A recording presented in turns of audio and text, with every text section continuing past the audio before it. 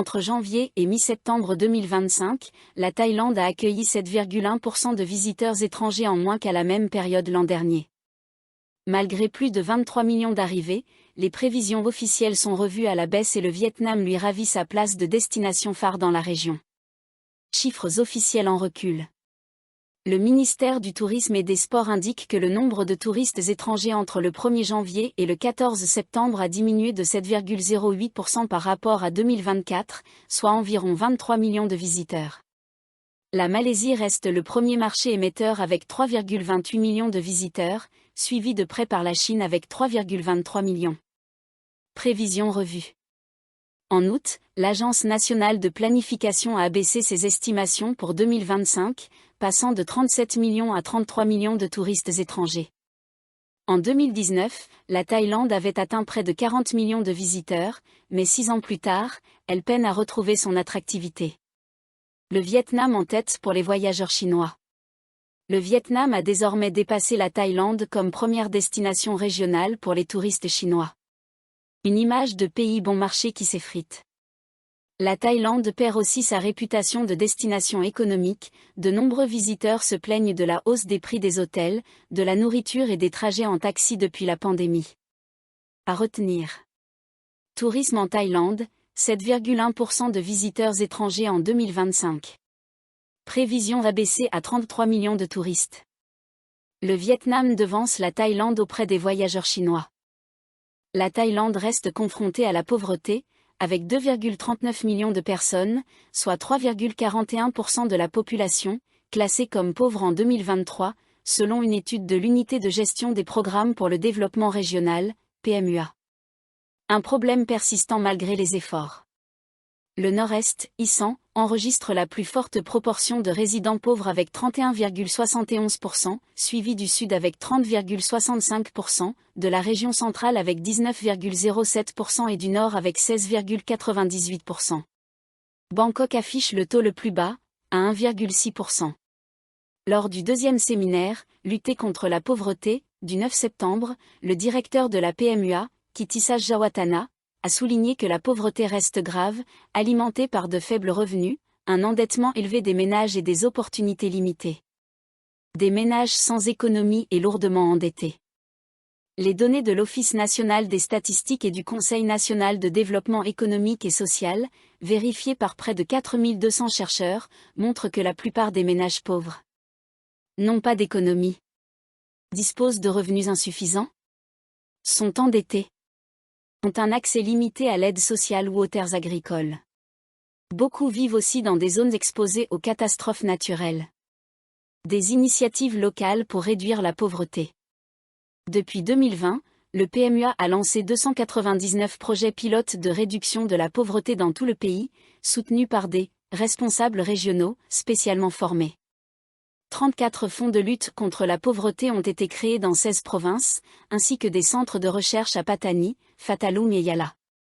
Les réseaux universitaires et leurs partenaires proposent un plan en 10 points, appelant notamment à inscrire l'éradication de la pauvreté comme priorité nationale, renforcer la coopération provinciale, créer une base de données unifiée sur les ménages pauvres, confier aux universités un rôle clé dans la gestion des données. Il préconise aussi de renforcer les administrations locales, d'élargir la formation professionnelle adaptée aux besoins régionaux et de développer des politiques sociales proactives. Un endettement record des ménages. L'ancien président du Bureau national du crédit, Surapol Opasassian, a signalé que l'endettement des ménages a atteint 16 350 milliards de baht au premier trimestre 2025, soit 87,4% du PIB, dépassant le seuil critique de 80%. Malgré une légère amélioration du ratio dette-PIB, les revenus demeurent trop faibles pour alléger la charge. Les prêts non performants s'élèvent à 1235 milliards de baht, couvrant 9,6 millions de comptes appartenant à 5,3 millions de personnes. Parmi elles, 3,4 millions doivent moins de 100 000 bahts chacune, mais sont tout de même poursuivis pour défaut de paiement. Sans intervention plus vigoureuse, ces prêts pourraient atteindre 1300 milliards de bahts d'ici la fin de l'année. La génération Y, jeunes actifs en début de carrière, est la plus exposée, son endettement progressant plus vite que la moyenne nationale. À retenir. 2,39 millions de Thaïlandais, soit 3,41% de la population, vivaient dans la pauvreté en 2023. Le nord-est et le sud concentrent les plus fortes proportions de ménages pauvres. L'endettement des ménages atteint 87,4% du PIB, un niveau record. La Thaïlande a levé une partie de l'interdiction de vente d'alcool entre 14h et 17h, en vigueur depuis 53 ans. La nouvelle loi, publiée dans la Gazette royale le 9 septembre, prendra effet début novembre. Objectif, moderniser et soutenir le tourisme. Cette décision vise à moderniser la législation, stimuler le tourisme et enrichir l'expérience culinaire, tout en maintenant les règles protégeant les mineurs. Les établissements de services agréés, comme les hôtels, bars et restaurants, pourront désormais servir de l'alcool toute la journée. Restaurateurs et clients saluent cette mesure, qui devrait accroître les revenus du secteur de l'hôtellerie et de la restauration, déjà en plein essor après la pandémie. L'interdiction datait d'une directive de 1972, intégrée ensuite dans la loi sur le contrôle de l'alcool de 2006. Les professionnels estimaient que sa suppression partielle améliorerait l'expérience client et soutiendrait la reprise économique. Selon l'Office du tourisme, les revenus du secteur pourraient augmenter de 20%. Des réserves du côté de la santé publique. Certains experts redoutent une hausse des incidents liés à l'alcool. Le Dr Ananya Kam, spécialiste en santé publique, rappelle que la protection de la santé reste prioritaire, même si la consommation responsable est un droit. Une levée partielle, pas une suppression totale.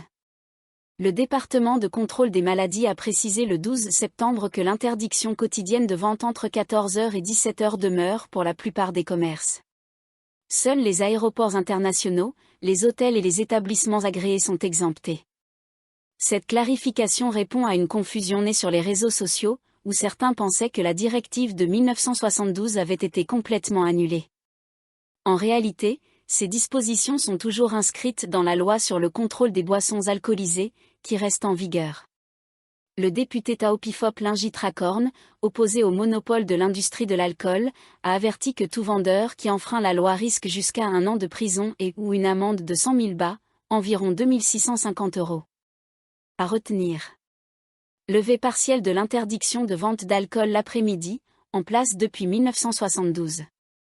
La nouvelle loi entrera en vigueur début novembre 2025. La vente reste interdite entre 14h et 17h dans la plupart des commerces, sauf pour les hôtels, aéroports internationaux, bars et restaurants agréés.